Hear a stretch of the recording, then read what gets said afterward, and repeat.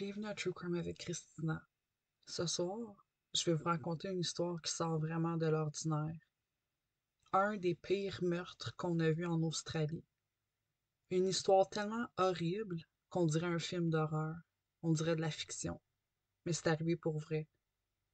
C'est l'histoire de Catherine Knight, la première femme en Australie à avoir été condamnée à vie sans jamais pouvoir sortir de prison. Je vous avertis, c'est graphique. Donc les cœurs sensibles, veuillez vous abstenir. Catherine est née en 1955 dans une petite ville australienne. Sa famille, c'était loin d'être une famille normale. Son père adoptif était tout le temps saoul, puis il battait sa mère souvent. Il y avait de la violence conjugale partout dans la maison à tous les jours. Catherine a aussi dit plus tard qu'elle avait été agressée sexuellement par des membres de sa famille quand elle était jeune. Elle n'a pas dit à partir de quel âge, mais elle disait que ça a duré jusqu'à l'âge de 11 ans quand elle a commencé ses règles. À l'école, elle se fâchait toujours pour rien. Elle se battait avec les autres élèves et malheureusement, elle a lâché l'école à 15 ans, sans même savoir bien lire ou écrire. Mais ça ne l'a pas arrêtée, elle s'est quand même trouvé un emploi dans un abattoir. Elle aimait vraiment ça. Elle était bonne pour couper les animaux. Elle s'est fait donner un set de couteaux de boucher qu'elle a accroché au-dessus de son lit pour dormir. Elle a dit plus tard que c'était pour dormir en sécurité. Mais on va se le dire, dormir avec des couteaux au-dessus de ta tête, c'est pas super normal. Catherine n'a jamais eu de relation normale. Chaque gars qui est passé dans sa vie, mais ils sont repartis marqués. Puis pas juste émotivement. Certains ont eu peur pour leur vie. D'autres ont carrément failli perdre leur vie. Sa première relation sérieuse, c'était avec David Kellett, un gars qui travaillait dans les trains. Puis David, lui aussi, avait un passé rough. Il avait vu son meilleur ami mourir sous un train, puis son ex-femme était décédée dans un accident. Et il buvait beaucoup pour oublier ses malheurs. Mais même lui, avec tout ce qu'il avait vécu dans sa vie, il n'était pas prêt pour être avec Catherine. Ils se sont mariés en 1974, puis là, la première nuit, ça l'a viré en cauchemar. Catherine s'est mise en colère parce que selon elle, David n'avait pas réussi à la satisfaire sexuellement, même s'il avait eu des relations sexuelles 3 fois dans cette soirée-là. Elle l'a carrément étranglé pendant qu'il dormait, la nuit de leur mariage. Il a survécu, mais ça, c'était juste le début. David a dit plus tard, quand elle se fâchait, elle devenait une autre personne. Tu pouvais voir dans ses yeux qu'elle allait te faire mal. Elle avait aucun contrôle. Elle l'a frappé souvent. Elle l'a blessé à la tête avec une poêle. Elle l'a menacé avec ses couteaux de boucher. Mais il est quand même resté avec elle. Probablement par peur. Ils ont eu une fille ensemble, Melissa Ann. Mais même avec un bébé dans les bras, Catherine a resté violente. Un jour, après une chicane, elle a pris le bébé, puis elle l'a lancé sur la voie publique dans une poussette. Elle criait dans la rue comme une folle. David, là, il était plus capable, il l'a quitté. Après ça, elle a commencé à sortir avec un autre David, mais lui, c'était David Saunders, un gars tranquille qui travaillait comme mineur. Au début, ça allait bien. Il a même emménagé avec elle, mais dès qu'il a voulu garder un peu de distance, Catherine allait exploser. Elle est devenue super possessive et jalouse. Si jamais David sortait sans elle, elle pétait une coche. Elle jetait ses vêtements dehors, elle lui criait dessus, devant ses amis, devant sa famille, elle s'en foutait. Mais le pire, c'est ce qu'elle a fait pour lui faire peur. Elle a pris son chien, un petit chiot de 2 mois, puis elle l'a tué devant lui.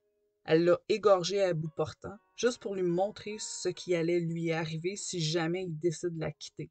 David a dit plus tard, j'ai su ce jour-là que c'était pas juste une fille violente, qui était dangereuse pour vrai. Même après ça, il est resté avec elle pendant un bon moment. Jusqu'au jour où elle l'a frappé avec une poêle en fonte et elle l'a menacé avec des ciseaux. Là, il a pris ses clics, ses claques, puis il est parti. Peu de temps après ça, Catherine s'est mise à dater un gars qui s'appelait John Chillingworth. Un autre gars bien ordinaire. Ils ont eu un fils ensemble. Mais leur relation a vite viré au vinaigre. Elle lui criait après, elle le menaçait, elle l'humiliait devant tout le monde. Lui, il avait déjà vu son tempérament avec ses ex. Alors quand elle a commencé à parler de le planter pendant son sommeil, il est parti. John a dit à ses proches, j'ai vu ce qu'elle avait fait aux autres, et moi, je voulais pas finir dans un sac. Et par la suite, il y a eu un autre John, mais John Price. Dans le fond, c'est le gars qu'elle a tué, écorché et cuisiné. En 1995, Catherine commence à sortir avec John Price, un gars bien connu dans sa ville. Il travaillait dans une mine, il avait 3 enfants, puis tout le monde l'aimait. C'était un bon gars, travaillant, gentil, avec zéro antécédent criminel. Bref, c'était pas du tout le même genre que Catherine. Au début, ça allait bien entre eux. Catherine jouait la fille parfaite, mais ça n'a pas duré longtemps.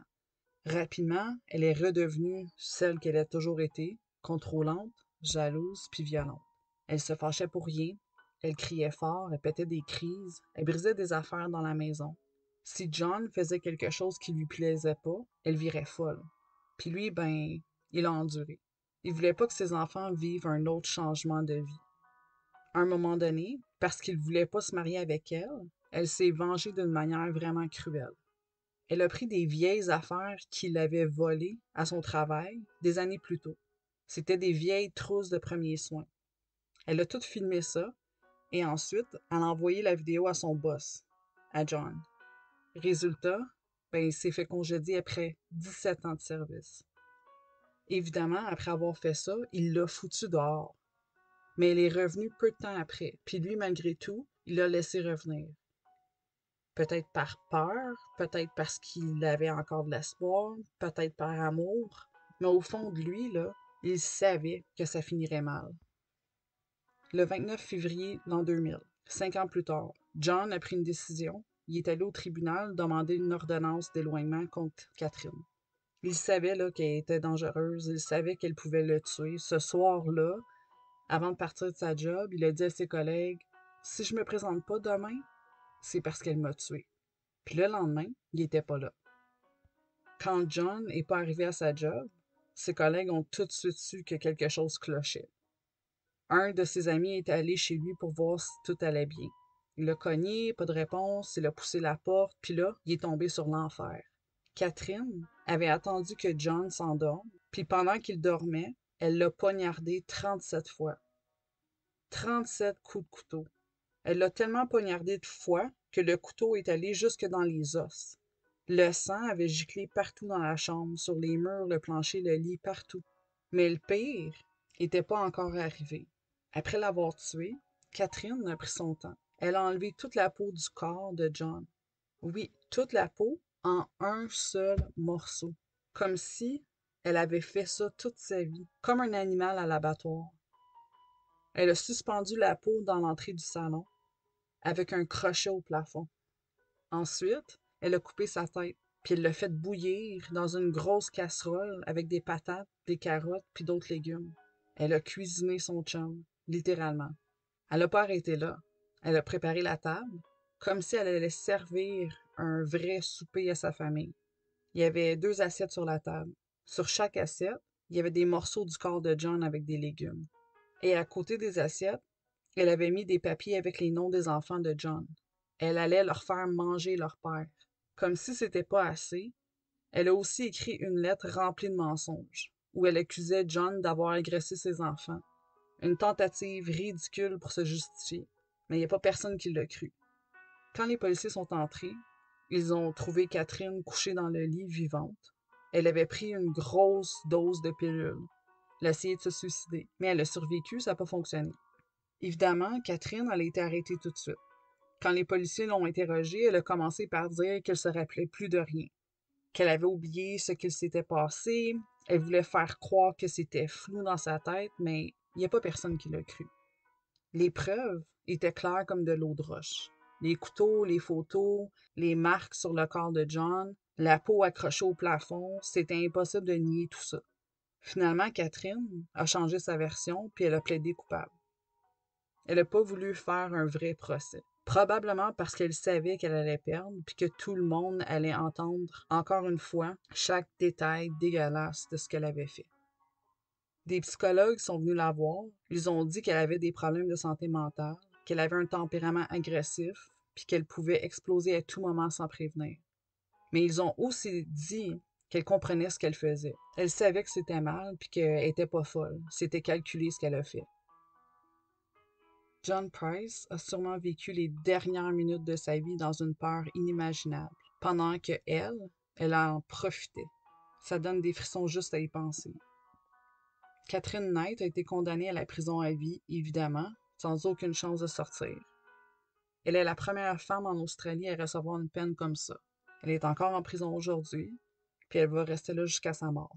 Elle a essayé plus tard de faire appel pour sortir, mais les juges ont refusé directement.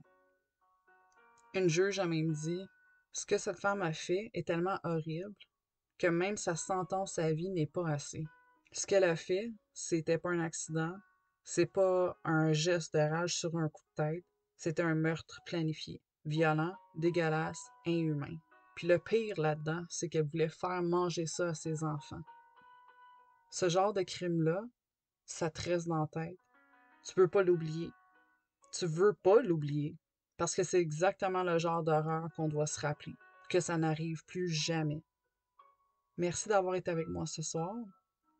Jusqu'au prochain épisode, soyez prudents, puis gardez l'œil ouvert.